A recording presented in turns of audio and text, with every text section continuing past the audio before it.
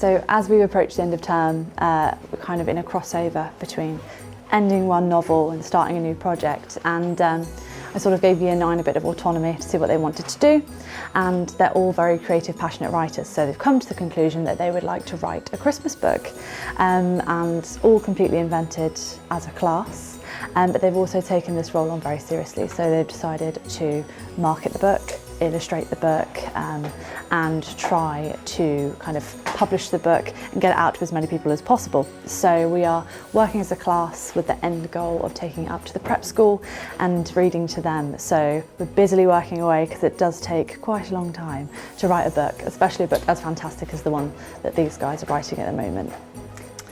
So the stimulus was Christmas, and from that there was many a kind of board meeting, and they've come up with the idea of a Christmas candy cane who is brought to life accidentally by Father Christmas, who then gets to go on the journey of Christmas delivering the presents. So we see Christmas from the perspective of a candy cane, which is great. In fact, I feel like Disney might want to buy it at the end, so we could be looking at $1 million deal at the end of this. One Christmas night, Santa was visiting a house when he was craving a candy cane. Magic dust manages to cause havoc and chaos when it settles upon the candy cane and it comes to life. Very exciting book. I think the prep school will love it when we read it to them. My role in the book is I am the manager for the whole project. As the manager, I see what jobs haven't been done and I try and take them on myself and see. So I work in a bit of all of the areas of the book.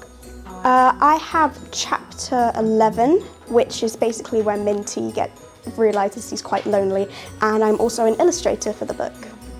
This illustration is for chapter 2. It is basically the living room with the stocking of Mr. Green's family. So you've got Mr. Green, Mrs. Green, and then you've got his kids as well on there.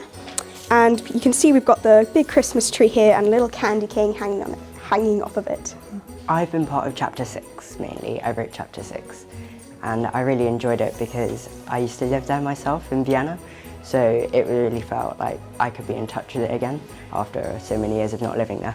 So everyone who, in a way, lived in a different country got the opportunity to write a chapter on the country they lived in, and we got places from Morocco, Vienna, some places that people visit like Paris and Norway, and they've decided to take on their own personal experience of that country and put it in a chapter for people to read.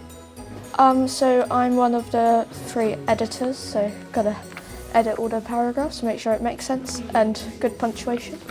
So this is the full story on the script, and those are just what I've kind of scribbled onto the page to change.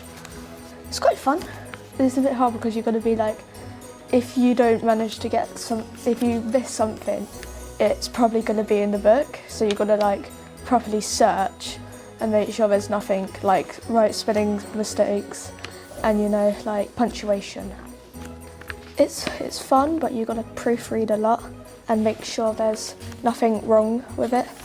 Everyone's worked really well as a team. We've really loved taking on this project and we hope we'll be able to do more. But I'm really excited to see all the little smiling faces of the kids, and I guess I'm excited to see if they like it. I'm looking forward to seeing all their reactions of how wondrous the animations are of the illustrations of the book and seeing their initial thought of it. The Year 9s wrote the book and I really like the pictures. It's about a candy cane who tries to find his way home. Then he goes back to Santa's grotto and then he meets Minty and then they fall in love. And eventually built up the confidence to speak to her. He couldn't believe how nice and beautiful she was. Minty looked up at the bright blue sky with puffy chalky-coloured clouds. As he looked over the side of the sleigh and below him, all he saw was the sand drifting over the desert. My favourite bit is where Mint meets Pepper at the end. My favourite bit is where he peeps out the pocket. He looks really funny.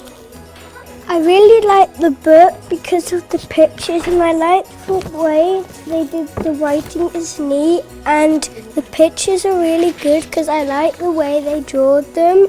I have another favourite bit. It's where he meets Pepper and they fall in love. I think they tried really hard to get it right for us to read to us. They read the book and it was a very nice book. It was funny.